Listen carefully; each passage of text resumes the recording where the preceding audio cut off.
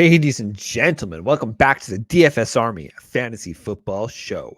I'm your host, Flex Shane. You can follow me on Twitter at the Flex Network 1. Today, ladies and gentlemen, we are here to talk about our favorite waiver wire targets for week 3. Listen, okay, so we're going to break it down by position. We're going to have the sheet that all of our members can find through the Discord. I'm going to have it posted there for everybody, but I like to add a little bit more color because when you just get a list of players, sometimes you don't quite understand the context of what we're really looking at. And so I would say going into this week, except for maybe super flex leagues, which we'll touch on when we get to the quarterback position, there isn't any major completely just bury the bankroll of your fab budget to go and pick up any of these players. So we're going to start off with the running back position because there are a fair number of names that are at least worth talking about and discussing at this stage. But let's get into it. Let's talk about Raheem Mostert of the Miami Dolphins. So last week, Chase Edmonds established himself as a top running back. And then this week kind of put up a dud. And that was because Raheem Mostert, who's only rostered in 39% of leagues, had a majority snap share. So he had 55% of snaps. And in general, this game, I mean, for those of you who watched it, the Dolphins came back and beat the Baltimore Ravens. It was absolutely, honestly, wondrous thing. And frankly, I mean, Tua's starting to shut up the doubters. I don't know, man. Like 2-on, come at me and tell me, like, do you guys believe, is this guy for real? He's starting to look like it, but having Jalen Waddle and Tyreek Hill play around him, it's gonna be amazing. So I'm recommending Raheem Mostert as a 6% bid, right? So this is my top running back waiver wire ad this week, and it's not even that sexy. Okay. The reason being is that it's going to be a timeshare on a weekly basis, but you can clearly see that this offense is something to be reckoned with, and we just want to get a piece of that offense. Now, my second waiver wire target is Daryl Williams of the Arizona Cardinals. He's rostered in 10% of leagues. Now, I'm suggesting a 2% fab bid on Daryl Williams. The thing is here is that James Conner, did have the ankle injury, which made him exit yesterday's game. Now, the good news today is that the injury isn't expected to be long lasting. As a whole, Daryl Williams had 46% of the snap share. He had 8 attempts and only 3 targets. Okay, yes, I get it. It didn't really blow your mind. But when you compare him to Eno Benjamin, who I do have on the list right below him, kind of a non-factor. But if James Conner is going to miss any time, then it will probably divulge into a bit of a timeshare. But I'm picking up Daryl Williams simply because push came to shove, he did get more usage than Eno Benjamin. Eno Benjamin I have there, he's rostered in 16% of leagues. He was thought to be more of the traditional handcuff, but again, it's all about the usage, and Eno Benjamin didn't really impress yesterday. 2% fab budget. We're not going to blow our budgets here. Next player, I'm going to have this guy on every single week until there's a potential David Montgomery injury. And that's Khalil Herbert of the Chicago Bears. So he is rostered in 50% of leagues, so half the leagues, but that means half the leagues he's not rostered. Now, in week 1, he was significantly more higher used. He was only played in 20% of snaps, and he only had 4 attempts and 1 target this week. But again, when we see Khalil Herbert playing the game, he looks good with the ball in his hands. And on a given week, are you going to be confident starting him as long as David Montgomery is healthy? No, of course not. But listen, we've started to see it now. These injuries are already starting to pile up with players of various positions being knocked out for weeks, if not the entire season. And the running back position is the highest, let's call it yield, if you can get this guy. So, deeper leagues, if you're in a 10-team league and you only have 5 bench spots, you're not going to be picking up Khalil Herbert. But if you're in a 12-person league, 6-7 bench spots, Khalil Herbert is worth stashing on your bench. Dontrell Hilliard. Okay, so he didn't play in week 2, and this is kind of a good thing. He might be a sneaky ad. So I'm recording this on Monday night as we speak, and the Bills and Titans are playing. So obviously, we don't know if there's going to be any major injuries at the time of this recording, but because Dontrell Hilliard didn't play, he could be out of sight, out of mind, and he is rostered in only 29% of leagues. I'm suggesting about 3% of your fab budget on this guy. And listen, he's going to be the passing down back in that Titans offense, and there's value to that in PPR leagues. So Dontrell Hilliard, a guy worth taking a shot on. Jalen Warren of the Pittsburgh Steelers, he's rostered in only 29% of leagues, and I'm suggesting about a 1%, a buck is what you're going to want to be bidding on this guy. Jalen Warren is a pure handcuff play. We've seen it for 2 weeks now. Najee Harris gets the vast majority, north of 85 to 90% of the market share, of the opportunity share in that Steelers backfield. But man, high usage could yield potential injury. I don't want to expect, listen, I hate it. I hate throwing it out there, but you got to be aware of these things. It's fantasy football. Jalen Warren, high upside, cuff. Jerick McKinnon of the Kansas City Chiefs, only owned in 11% of leagues. He's going to be touchdown dependent. He's also going to be a little bit game flow dependent. But if you want to get a piece of that offense in deeper leagues, I don't hate going after Jerick McKinnon. And if you just can't do it, then Isaiah Pacheco is a guy. Somebody we probably should have brought up on last week's show. But the thing about Pacheco, he is owned in 41% of leagues because he was electric in the offseason. He was amazing.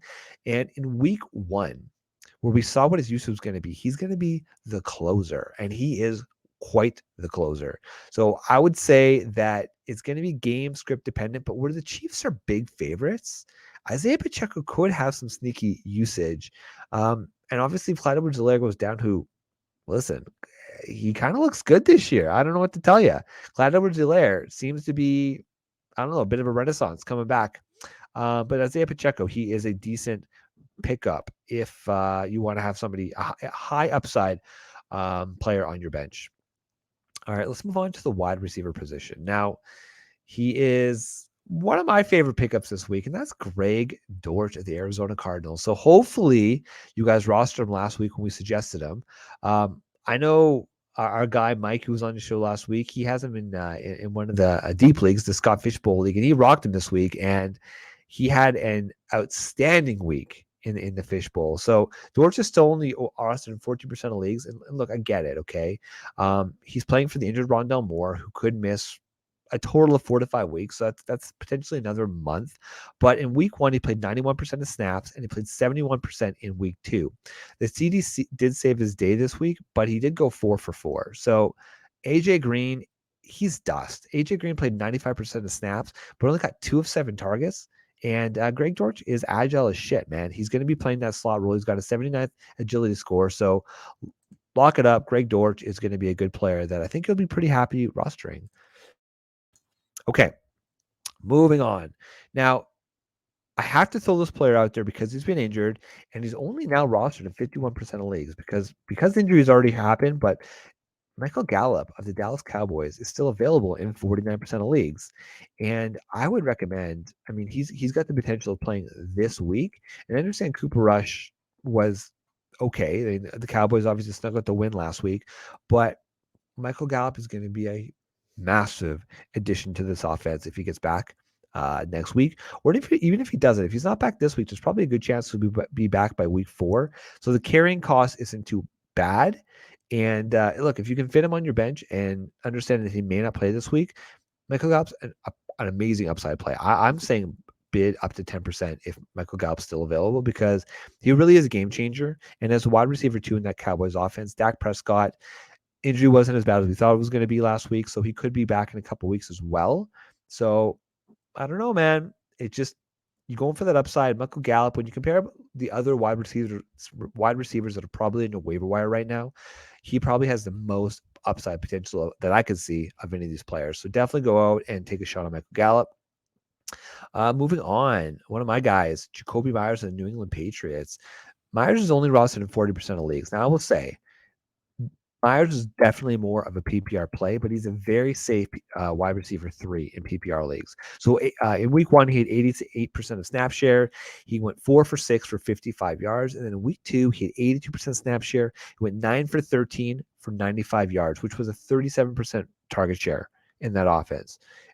Every single year we see it. He's Mac Jones' favorite target, and he's going to continue to get peppered with targets. Now, obviously, the whole issue is that he doesn't score freaking touchdowns. I get it. But when you're going 9 for 95 yards, that's 18.5 points in your standard PPR leagues. Like that is a solid wide receiver 2 ups, and you're getting him basically for free. I mean, he's not even rostered in most of these leagues. So as a flex player, as a wide receiver 3 in a PPR league, I love Jacoby Myers week in, week out as a pretty safe floor type player. Next, I have Joshua Palmer, who's rostered only 41% of leagues, despite the fact that Keenan Allen missed last week. And we don't think his injury is going to be multiple weeks, but we saw that Palmer was a target for I guess the now injured Justin Herbert. But week one, he saw 75% of snaps. That went all the way up to 91% in week two. He went 4 for 8 for 30 yards and the touchdown at the very end of the game. Now, honestly, Justin Herbert's just an absolute monster. He hit him on the seam route, and then he hit him again for the touchdown to get them within it. I believe it was within a score of the Chiefs at the time. But look, Josh Palmer, I've personally never been a big Josh Palmer stan. And, like out on Twitter, he's got his hive out there. But he's certainly a player that, especially if Keenan Allen's going to miss time. Now, I still don't have the news on Justin Herbert. It's fractured ribs. We don't know how much time he's going to miss, if he's going to miss any time. If it's not Justin Herbert playing, then you might want to reconsider Joshua Palmer. But the wide receiver 2 in a prolific offense, he's a guy you want to roster. Noah Brown of the Dallas Cowboys once again. Now, he's only rostered in 4% of leagues. I would recommend maybe 3% of my fab budget. But listen, we knew somebody was going to have to step up in the absence of a viable wide receiver 2 on that team. And it wasn't Jalen Tolbert. We thought it was going to be Jalen Tolbert. It wasn't. He was a healthy scratch in week 1. This week, he wasn't a scratch, but he didn't really do much. Noah Brown was a clear wide receiver 2. In week 2, he had an 85% snap share. He went 5 for 5 for 91 yards on a touchdown. Listen, CeeDee Lamb's still a dog. CeeDee had 11 targets both weeks. We know what CeeDee's going to do, but until there's a viable wide receiver 2 playing out besides CeeDee, it's going to be tough, I think, week in, week out, with where he's going to be a solid production. And obviously, not having Dak Prescott there hurts a ton, but Noah Brown, especially if the aforementioned Michael Gallup is out next week, he could be a viable flex play for a 1 week kind of stash guy. So take a look at him. Depends how desperate you are, but Noah Brown, definitely viable. All right. Y'all ready to plug your noses? Sterling Shepard. Yes. New York Giants, Sterling Shepard. He's only rostered in 21% of leagues. I'm suggesting about 3% fab budget. Now, again, this is probably more of a PPR type play, but we did see it. He was in 88% of snaps week 1, 85% this week. He got 5 targets both weeks. He went 5 for 5, 91 yards and a touchdown this week. Kadarius Toney is a ghost. I don't know what the hell's going on with Kadarius Toney. And there's not really a lot of other options in that offense, right? We'd like, obviously, Saquon Barkley. He's going to be the dog. But listen, until otherwise, Sterling Shepard is kind of the number 1 wide receiver in that offense. We saw last year. We saw images of it before he got injured. So dare I say Sterling Shepard, again, in PPR leagues, is certainly a viable flex option. It's sick, it's nasty, but it's reality, man. All right, going down the list, Nelson Egalore, 3% rostered. So this is like Egalore's pure upside, pure upside. He did absolutely jack all in week 1, but in week 2, he went 6 for 6 for 110 yards and a touchdown. That's kind of how it's going to be with the Patriots. Just like the running back situation, it's going to be hard to predict the wide receiver situation. In week 1, Parker was kind of the main guy in the red zone. This week, Parker went 0 for 2. So he was a non-factor. Now, obviously, this wasn't exactly a high-scoring game up against the Steelers, but Nelson Egalore, if you're in a deeper league and you want to have him on your bench, as look, we're still a few weeks away from the bye weeks, but he's a player that some teams might have injuries, and you might have to plug your nose and go for it. Okay, Ashton Doolin. Now, I have Doolin on the list here. He's only owned in 6% of leagues, and maybe spent $1 to go with Ashton Doolin, but it's going to depend on the health of Michael Pittman and Alec Pierce. So both players obviously missed last week, and the Colts looked absolutely inept without him getting smashed by the Jacksonville Jaguars this week. But listen, Paris Campbell, if it was ever going to happen, it was going to happen this week. He put up a 0 burger. Unacceptable. So for those of you who are like myself, who were Paris Campbell truthers forever, I think it's officially time to drop the guy because, man, he's just clogging up a roster spot. I'm talking about all formats. I'm talking about dynasty. I'm talking about deep, degenerate type leagues. Paris Campbell, you can drop him. comfortably. I'm going to be doing that for probably a bag of peanuts. I would rather have an empty roster spot on my team than roster Paris Campbell at this point. It's deplorable. It's disappointing, and it makes me sick. Okay, Ashton Doolin, he did fine. He had a fine week last week, but if Pittman comes back, Pierce is going to be the wide receiver 2 in that offense. Doolin's going to have limited upside, but listen, he was an All-Pro last year in special teams, so he's got talent. It's just, does he have true upside? Hard to say. Not telling you to spend a lot of money, maybe $1. Another player, Zay Jones of the Jacksonville Jaguars. Again, another guy we talked about. He's only owned in 17% of leagues. Again, maybe throw $1 out for Zay Jones, but listen, he's getting the opportunities. In week 1, he had 83% snap share. He went 6 for 9 for 65 yards. This week was a little bit softer. He only had a 68% target share. He went 3 for 4 for 23 yards. You compare that to Marvin Jones, who had 90% of snaps, but did absolutely nothing.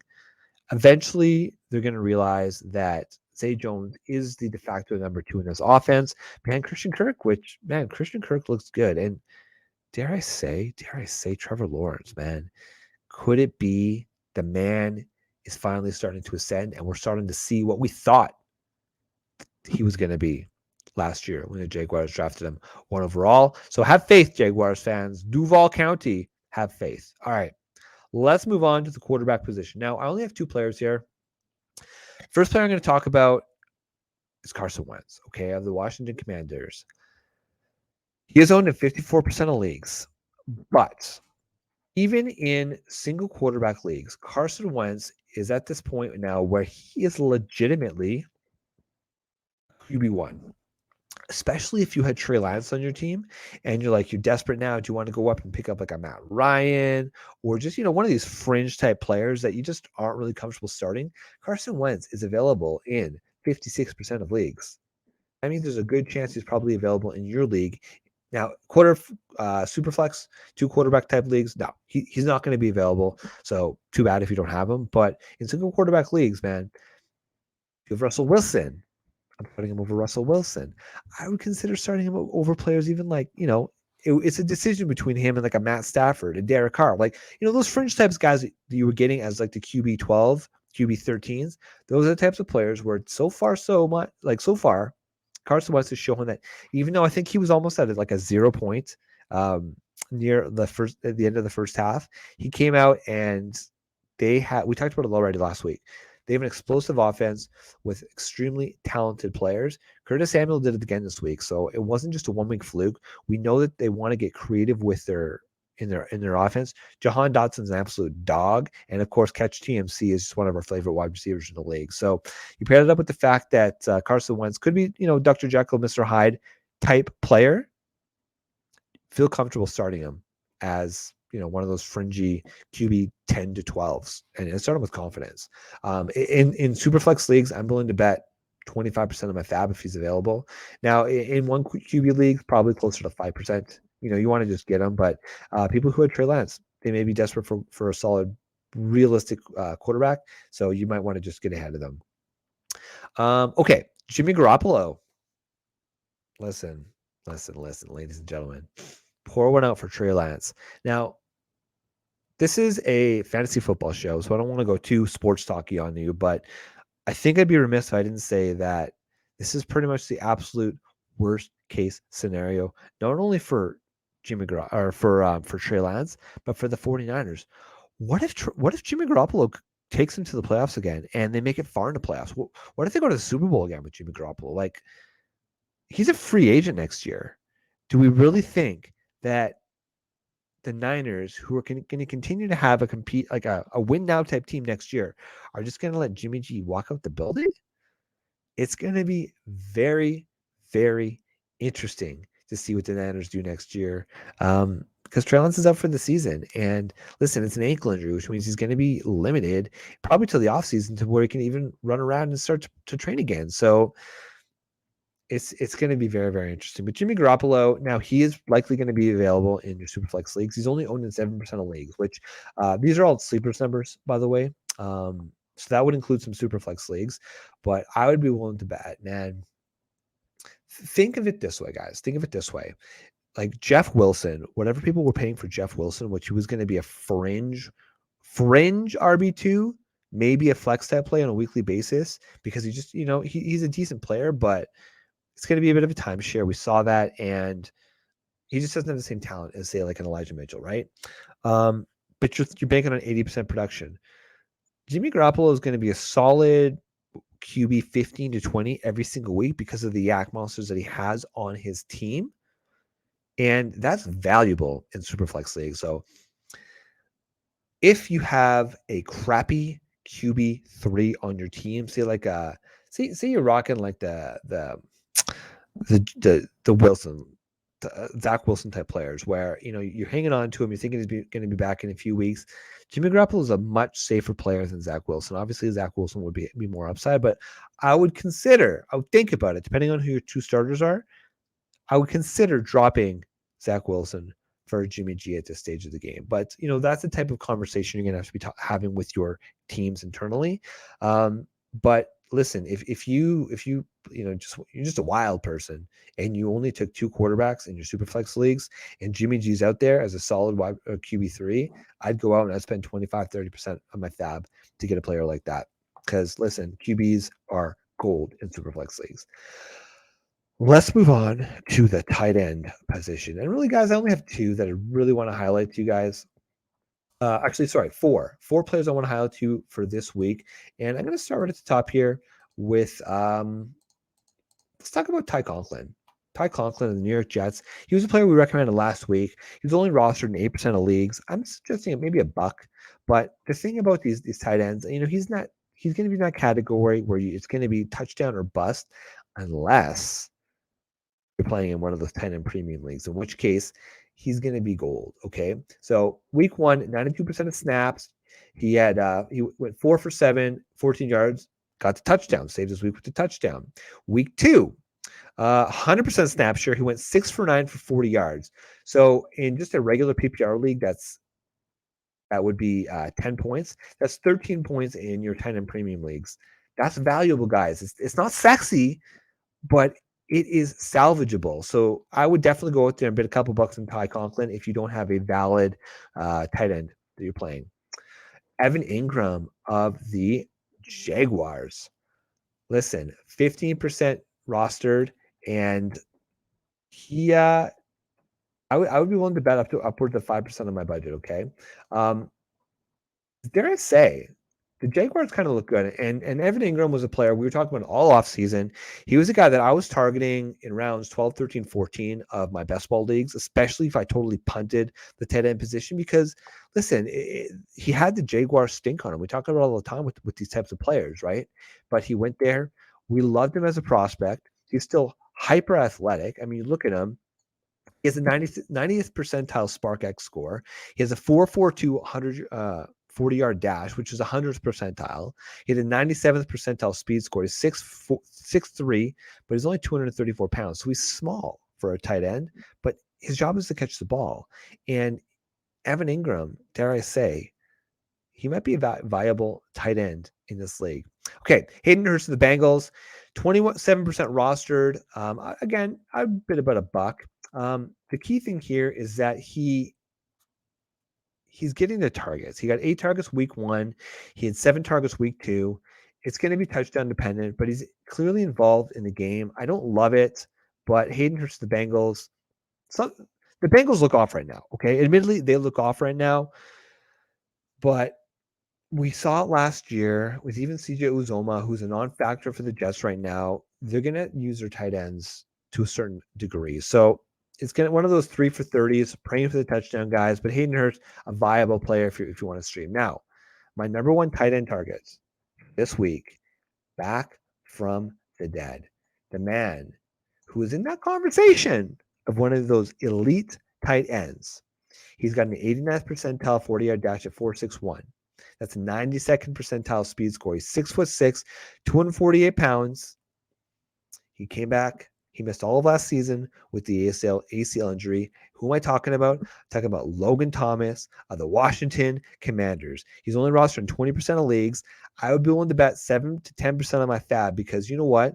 Logan Thomas could finish as a tight end 1 in the 2022 fantasy football season. So that's it, ladies and gentlemen. That's your waiver wire targets for week 3 of the fantasy football season. Go check us out, dfsarmy.com.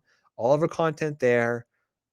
My God, all our members are doing is cashing those checks every single week. Just go to our Twitter account at DFS Army.